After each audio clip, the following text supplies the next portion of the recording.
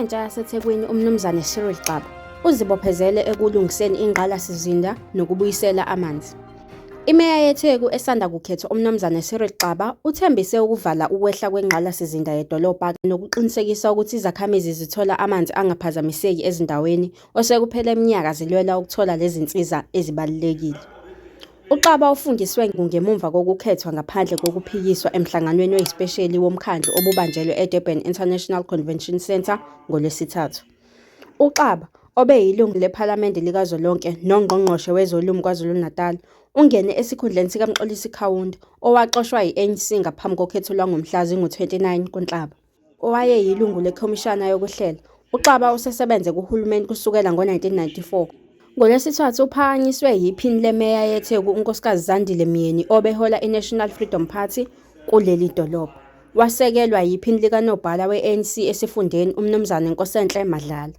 I-Democratic Alliance phambilini ebifake owayo esikhundleni sobumeya ayizange ikwenze lokho, okuyizinkomba zokuthi ubumbano phakathi kwayo ne-ANC kuzwelonke manje selungena kuleli dolobha. Umholi we-caucus ye-DA, uThabani Mthethwa, unqabile ukuphakanyiswa kwegama likaMnumzane Zwakele Mngcango we-Action SA, okubukeka sengathi ubezama ukubeka yena neqembu lakhe esicongweni ngobudlelwano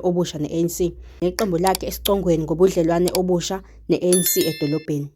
Ngenxa yalokhu, uXaba uqokwe ngaphandle kokuphikiswa, nokuyinto eyingqophamlando ngoba isifunda se-ANC sake saphikisana nokuqokwa kwakhe, sakhetha idlanzana labangenele ukhetho okubalwa nowayeyimeya uMnumzane James Nxumalo nowayengungqongqoshe wamaphoyisa uMnumzane Bheki Cele. uCele, owake waba ngusihlalo wokuqala we-ANC esifundeni iTheku ngeminyaka yawo-1990, wayekhona emhlanganweni womkhandlu lapho ekhombisa ukweseka uXaba, owavuma ukuba khona kwakhe enkulumeni yokwamukela kwakhe. uXaba uchaze ukukhethwa kwakhe njengokubhabhadiswa komlilo. Wathi ubamba iqhaza azi kahle kamhlophe okulindeleke ukuza nomsebenzi.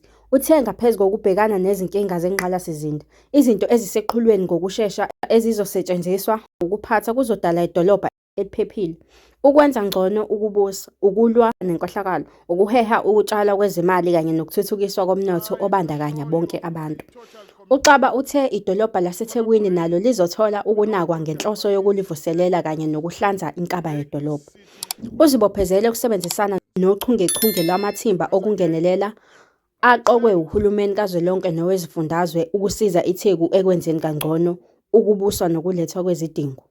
Laba bahlanganisa ithimba lasection 139 eliholwa ngowayeyimenenja yedolobha uMike Sutcliffe kanye nowayengumqondisi jikelele ehhovisi likaMengameli uCassius Lubisi azohlangana nalo ngesonto elizayo. Leli thimba lalivinjelwe amakhansela e-ANC eThekwini ukuthi lenze umsebenzi walo ngonyaka odlule ngesikhathi liqokwa okokuqala, kodwa laphinde lajutshwa ungqongqoshe omusha wezokubusa ngokubambisana nezindaba zomdabu uThulasizwe Buthelezi.